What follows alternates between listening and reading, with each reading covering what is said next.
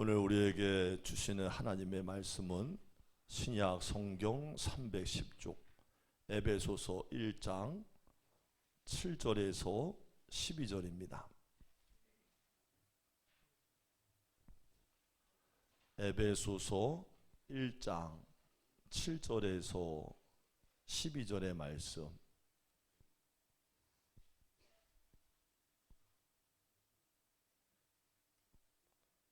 다 찾으셨으면 아멘. 저랑 한 절씩 교독하시겠습니다. 우리는 그리스도 안에서 그의 은혜의 풍성함을 따라 그의 피로 말미암아 속량 곧 죄사함을 받았느니라.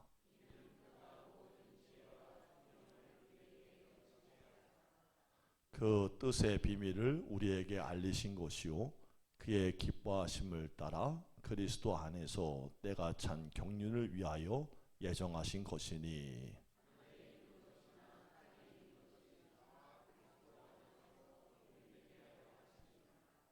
모든 일을 그의 뜻의 결정대로 일하신 이의 계획을 따라 우리가 예정을 입어 그 안에서 기업이 되었으니 함께 읽습니다.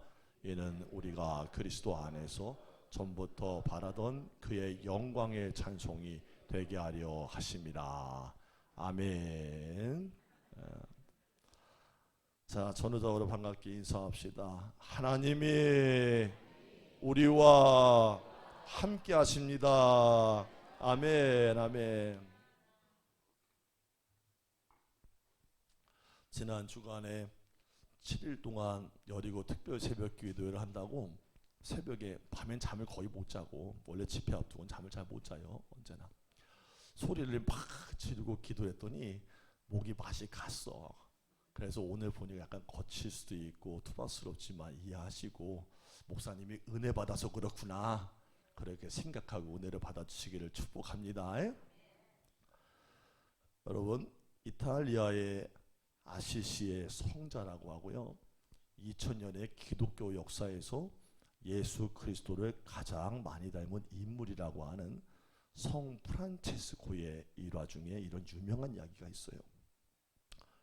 그의 제자 한 사람이 기도 중에 환상이 열려서 보게 되고 천국을 구경했다는 거예요.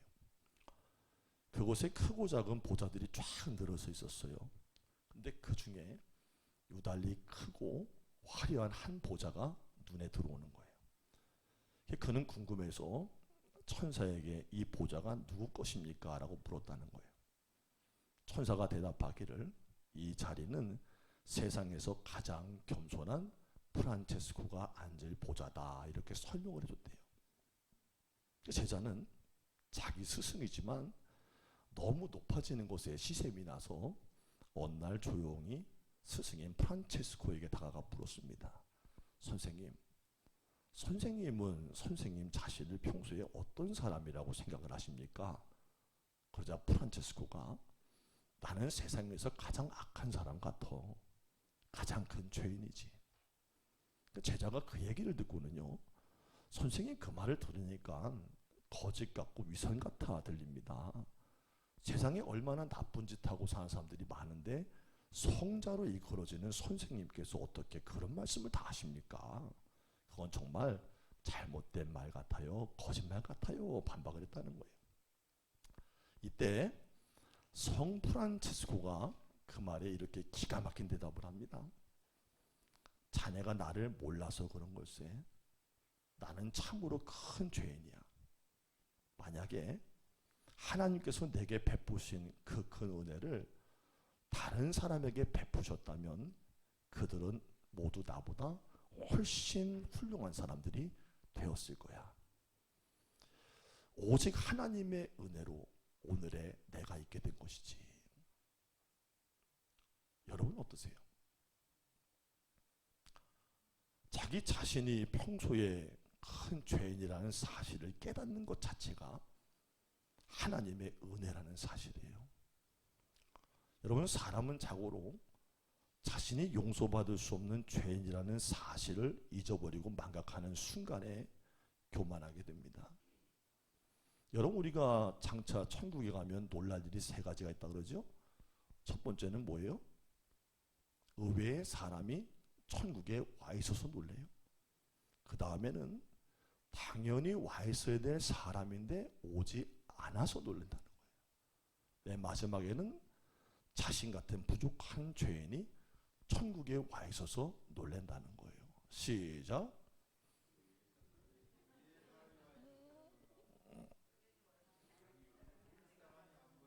자, 함께 봅시다. 내가 온 곳이 가장 놀라운 일이다. 하나님의 은혜를 망각하면 당연한 거지만 나 같은 죄인이 왔다는 게 너무 감사하다고 느끼는 게 그게 은혜라는 거예요. 나 자신을 바로 보는 사람은요, 여전히 은혜가 흐르고 있는 거예요. 하나님의 그런 은혜를 깨닫는 첫 출발이 뭐냐? 첫 출발. 내 죄성을 아는 거예요. 여러분은 스스로가 죄성을 좀 아세요? 내가 어떤 사람인지 좀 아시나요? 아무 문제가 없어 보여요? 나 괜찮은 사람이에요, 꽤? 여러분, 교회를 다녀도요, 사람이 변한다는 게 그렇게 어렵습니다. 말처럼 쉬운 게 아니에요. 말도 변해야 되고 생각도 변해야 되고 행동도 변해야 되는데 이게 결정적인 순간은 옛날 모습이 그대로 튀어나오는 거예요. 이거 성경에 뭐라고 말하냐? 옛 자아라는 거예요. 죄의 습성이라는 거예요. 도무지 구원받을 수 없는 존재로서 변화를 받아야 되는데 그것이 죽을 때까지 계속되어지는 존재가 바로 우리 자신이라는 거예요. 여러분, 찬송가 중에 제가 제일 좋아하는 찬송가가 있어요. 여러분 몇 장이세요? 뭐 찬송가를 물어봐도 대답도 안 해주고 시켜도 대답도 안 해주고 찬송가 310장. 아, 하나님의 은혜로 이 죄인 구속하여 주셨다. 이 찬양이잖아요. 나 같은 죄인 구속해 주셨다. 아, 하나님의 은혜로. 무엇으로? 하나님의 은혜로 이 쓸데없는 자를 왜 구속해 줬는지 나는 알 수가 없다. 여러분, 이게 무슨 말씀이에요? 하나님께서 날 왜 구원해 주셨는지 나는 진짜 모르겠어요. 그런 뜻이 아닙니다. 역설적인 표현이에요. 후렴구에 나는 확실히 아네, 값없이 베푸시는 큰 은혜가 있다는 것을 강조하기 위한 역설적인 표현이에요. 하나님 은혜를 깊이 경험하고 깨닫다 보니까 야, 이렇게 쓸데없는 자가 왜 구속을 받았지, 주셨는지 몸둘 바를 모르겠다. 이런 신앙의 고백이에요. 사실 이 고백은요, 아무나 할 수 없어요. 진짜 하나님의 은혜가 뭔지를 아는 사람만이 할 수 있는 고백이에요. 하나님의 은혜를 진짜 알면요, 아, 나는 한순간도 은혜 없이는 살아갈 수가 없구나, 이걸 절실히 깨닫게 됩니다. 사랑의 교회 원로 목사님이셨던 고 옥하는 목사님께서 한 번은 침례교 목사님들이 모인 자리에서 청빙을 받아 설교를 하게 됐어요. 이분이 단에 서자마자 설교 서두에 던진 말씀이 뭔지 아세요? 여러분, 은혜를 아십니까? 하나님의 은혜를 아십니까? 했어요. 그것도 한 번으로 끝난 게 아니에요. 거기에 누가 앉아 있었다 그랬어요? 목사님들이에요. 여러분, 목사님들은요, 누르면 말이 나와요. 아는 것도 많고 먹고 싶은 것도 많은 게 목사님들이. 할렐루야. 믿으면 아멘. 얼마나 아는 게 많은지 말 한 번 시키면 15분이 기본이요. 근데 은혜를 아냐고 물어봤으니 은혜에 대한 얘기를 누가 못하겠어요? 누르면 다 나오지. 근데 한 번으로 끝난 게 아니라 하나님의 은혜를 아냐고 물어봤는데 3번, 4번 넘어가다가 정말 하나님의 은혜를 아느냐고요? 물었다는 거예요. 아무도 모르는 사람 없지요. 옥하는 목사님이 말씀하신 하나님의 은혜는 뭘 말하냐? 지식, 교리적인 차원의 이해를 묻는 게 아니에요. 인생의 극한 고난과 시련이 찾아왔을 때, 평범한 삶 속에 갑자기 들이받치는 일들이 내게 찾아왔을 때 하나님의 은혜로 그것을 이겨낸 경험이 있습니까? 라고 묻는 거예요. 여러분, 살면서 문제를 만나고 사고를 겪고 고난 중에 있게 되지요. 좋은 교회예요. 아무도 없대야. 할렐루야. 아무도 없대야. 할렐루야. 아무도 없어요? 있잖아요. 저는 갑자기 그런 일들을 당할 때 그런 표현을 써요. 멀쩡히 걸어가다 차에 받친 것 같은 느낌들. 근데 그때 여러분들 알게 되는 게 뭔지 아세요? 평소에 아무 문제가 없을 땐 내가 믿음이 있어 보여요. 그래요. 은혜를 고백하고 찬송도 흘러나와요. 근데 진짜 믿음은 언제 나와요? 들이받쳤을 때 보면 알아요. 여러분 교회에서 다 반짝반짝 빛나지 어떤 사람이 교회 와서 그렇게 불평해요? 아니에요. 근데 빛나는 것이 다 금이 아니듯이 하나님의 은혜는 고난 중에 고백을 할 수 있을 때 진짜 그게 고백이고 믿음인 거예요. 그래서 오카는 목사님 물어본 건 뭐냐? 당신이 은혜로서 삶의 고난을 이겨낸 경험을 가진 적이 있습니까? 이렇게 묻고 있는 거예요. 그러면서 오카는 목사님이 한 가지 일화를 전해줬어요. 그분이 무척이나 아끼고 사랑하는 후배가 한 사람이 있었대요. 이 후배가 대학도 인류대학을 나왔어요. 여러분 요새는요 목사님들 학력 수준이 옛날 같지 않아요. 어느 교회에서 청빙을 하는데요 저한테 연락이 왔어요. 그 교회 담임 목사님을 모시는데 3분까지 추렸다는 거예요. 80명이 지원을 해가지고. 근데 담임 목사님으로 세우겠다고 3명을 추렸는데 3분이 다 어디 출신인 줄 아세요? 어디 같아요? 3분 다 서울대 출신이에요. 야, 인류대 나온 사람들 요새 너무 많어.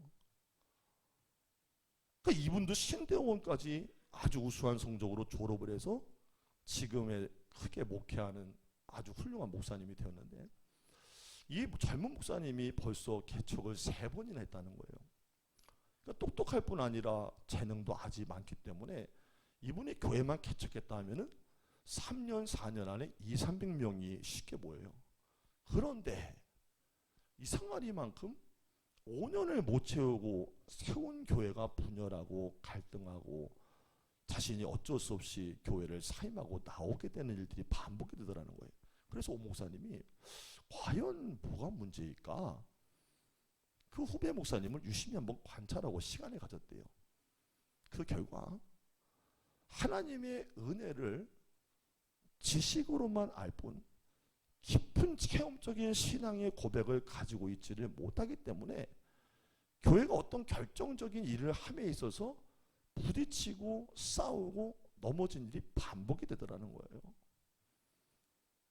여러분 우리 교회는 은혜가 흐르고 있습니까? 여러분 교리적 지식 부족해도 괜찮아요. 공부 덜해도 괜찮아요. 이 앞에 서 있는 목사님도 서울대 안 나와도 괜찮아요. 아니요? 나도 서울대 나와야 돼요? 가장 중요한 건 뭐예요? 목사든 성도든 교회는 다른 거 없어. 좌우당간 은혜가 흘러가야 돼요. 옆 사람과 인사합시다. 교회는 은혜 빼면 시체다. 하나님의 은혜를 지식적으로 이해하고 말하지 말란 말입니다. 오늘 그래서 사도 바울은 본문에서 하나님의 은혜를 통해 성도에게 주어진 놀라운 선물이 뭐냐 이걸 말씀하고 있어요. 하나님의 은혜를 통해 성도에게 주신 놀라운 선물.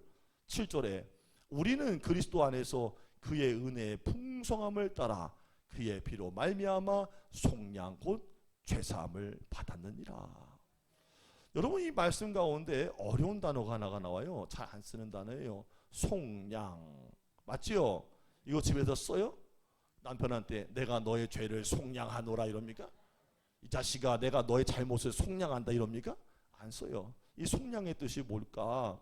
아플루티로시스, 몸을 값주고 풀어서 자유하게 한다. 속량, 구속, 몸을 값을 주고 자유를 주고 풀어준다. 하나님께서 독생자 예수 그리스도의 보혈로 우리를 속량하셨습니다. 할렐루야. 이 한 가지 사실로 인생 살만합니다. 할렐루야. 그 결과 우리가 죄사함을 얻어서 구원을 받았다는 거예요. 구원의 선조건이에요. 죄사함. 값으로 측량할 수 없는 사랑. 그 속량 죄사함이 그럼 어떻게 이루어졌냐? 여러분이 기도 많이 해서요? 하나님께 매어 달려서요? 열심히 행적을 쌓아서요? 아니란 거예요. 하나님의 은혜의 풍성함을 따라서 이루어졌다는 거예요. 속량, 속량할 속자의 어질 양자 뭐냐? 값을 지불하시는 하나님이 계신다는 거예요. 여러분 노예나 인질로 붙들려 있는데요. 그 사람 잡아오려면 데려오려면 어떻게 되는 거예요? 여러분 이스라엘에서 납치당했을 때 어떻게 협상했어요? 돈 가지고 협상하든지 자기네 동족을 풀어주든지 대가를 지불한다는 거예요. 몸값을 치르고 데려오는 거예요. 여러분 저는 그 감독님을 좋아하진 않지만 이미 고인되신 분이에요. 김기덕 감독. 속량에 대한 좋은 예가 있어서 설명을 드릴게요.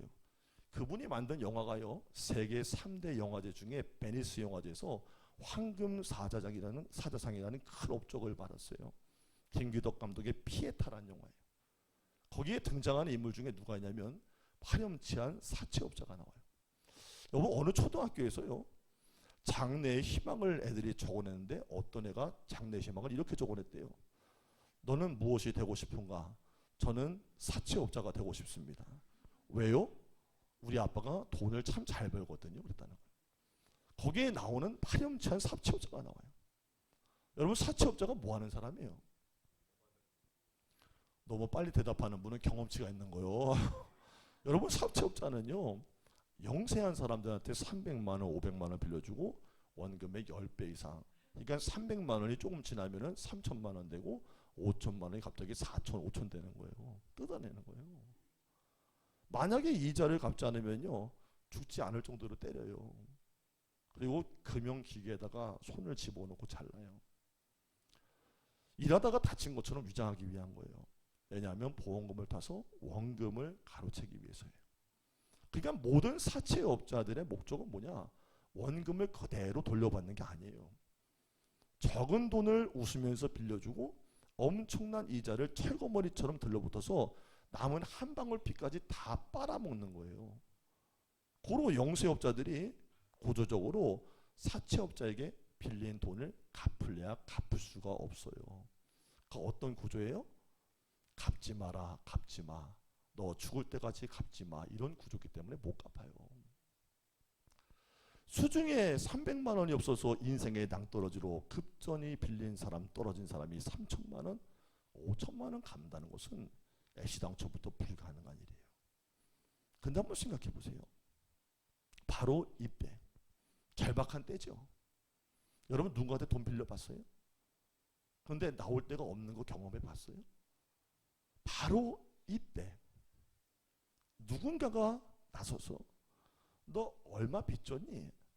사채의 금액을 듣고 단번에 일시불로 갚아줘 버리는 거예요. 마음이 어때요? 마음이 어때요? 우리 교회는 좀 감정 수업을 좀 해야 될 것 같아.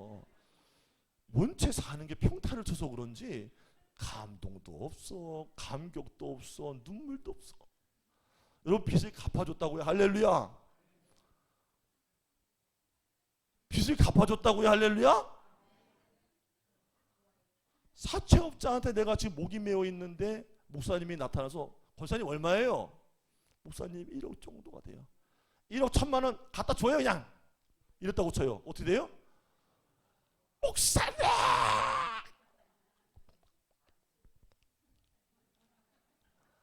막 환장하지. 기쁨이 말도 못하겠지. 속량이 바로 그거예요. 그거. 죄의 값을 인생은 치를 수가 없어요. 대신할 게 없단 말이에요. 여러분 성경 말씀 봐요. 로마서에 보니까 6장 23절에 죄의 삭은 뭐래요? 죄를 지면 죽어야 된다는 거예요. 사채업자한테 돈을 빌렸는데 못 갚으면 죽어야 되는 거예요. 근데 갚아줬다는 거 일시에 갚은 거예요. 이걸 뭐라냐? 속량. 불어난 것을 내 능력에 감당 안 되는 것을 무조건 갚아줬다는 거예요. 그게 속량이라는 거예요. 여러분 사람은 이 땅에 태어난 모든 인류는요. 하나님 앞에 죄인이에요. 함께 합시다. 나는 죄인입니다.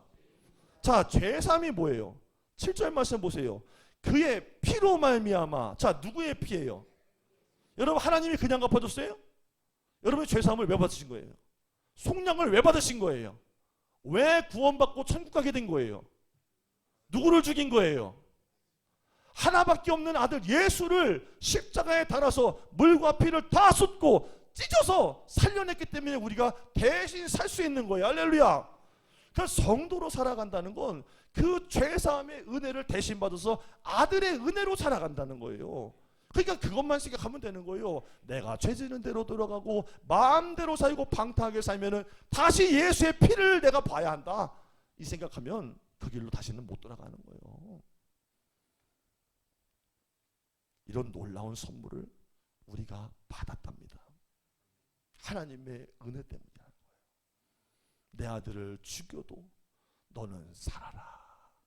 그게 바로 십자가예요. 아주 오래전부터 전해지고 있는 선교사와 한 편이 있어요.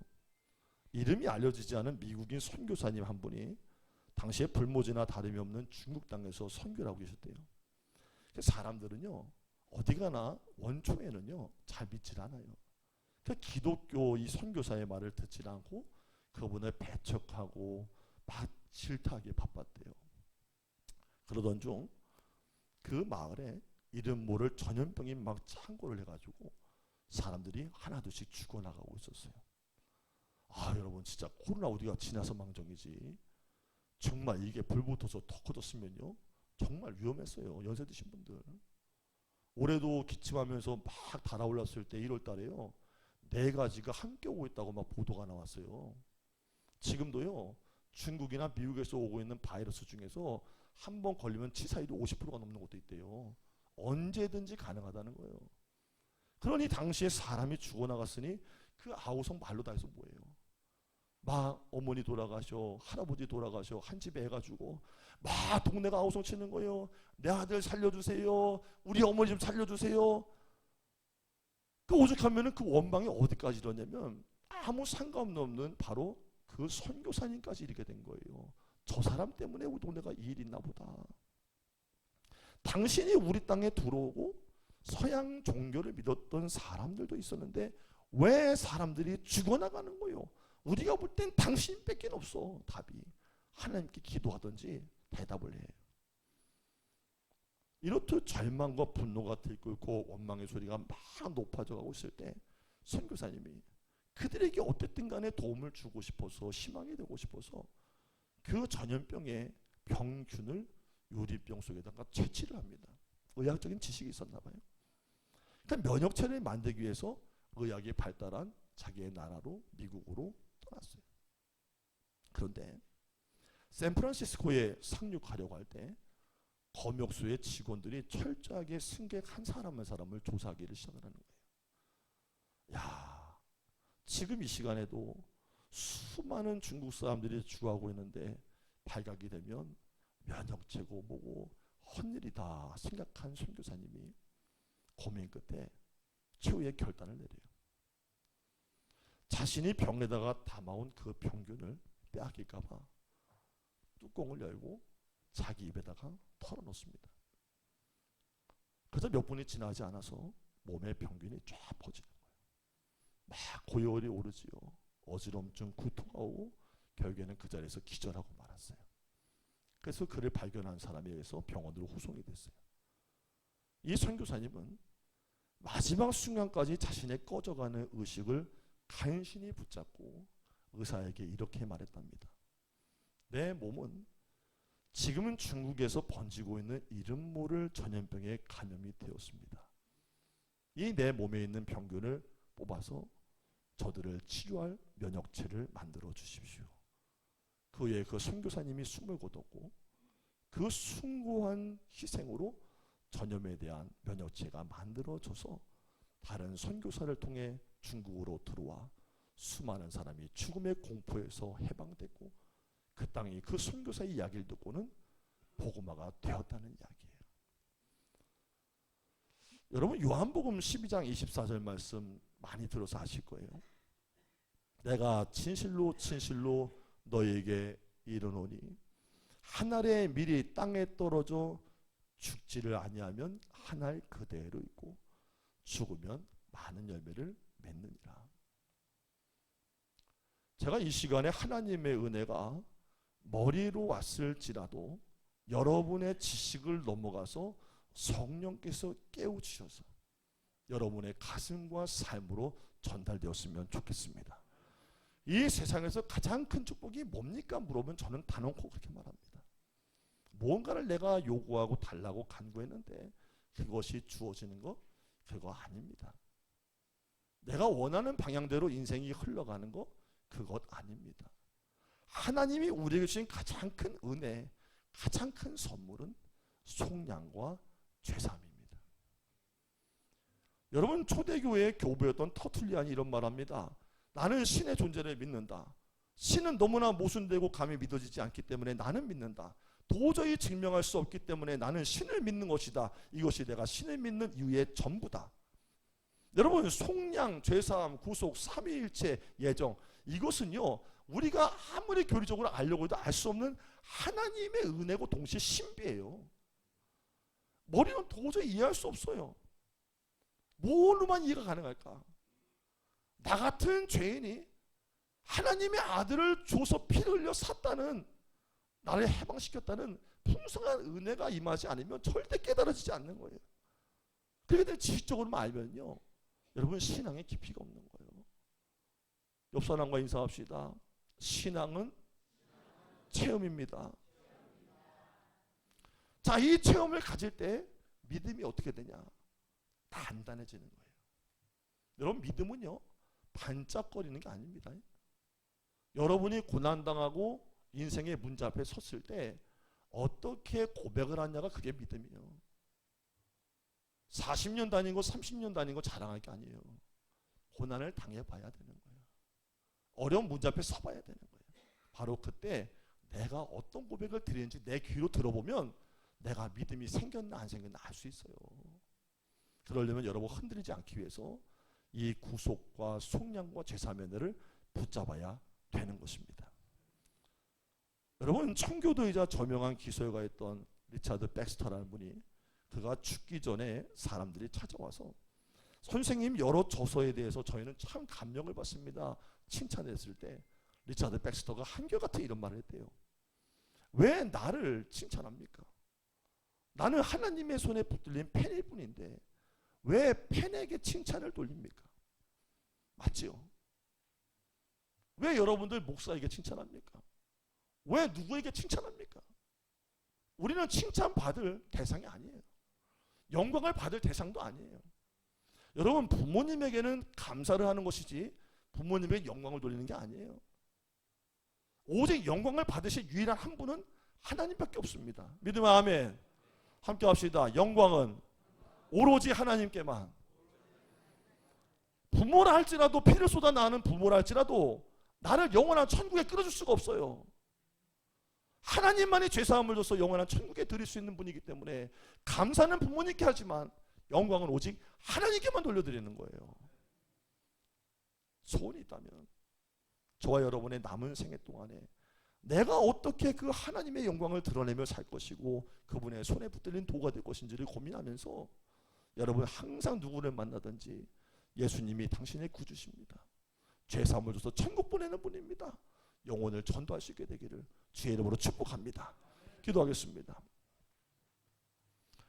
풍성한 은혜로 나를 영원히 죽을 죄에서 속량하사 천국에 소망을 주신 하나님, 한평생 다 헤아리고 기억해도 모자란 그 은혜를 감사하며 일생을 주의 일과 영광을 위해 쓰여지는 인생이 되게 하여 주옵소서.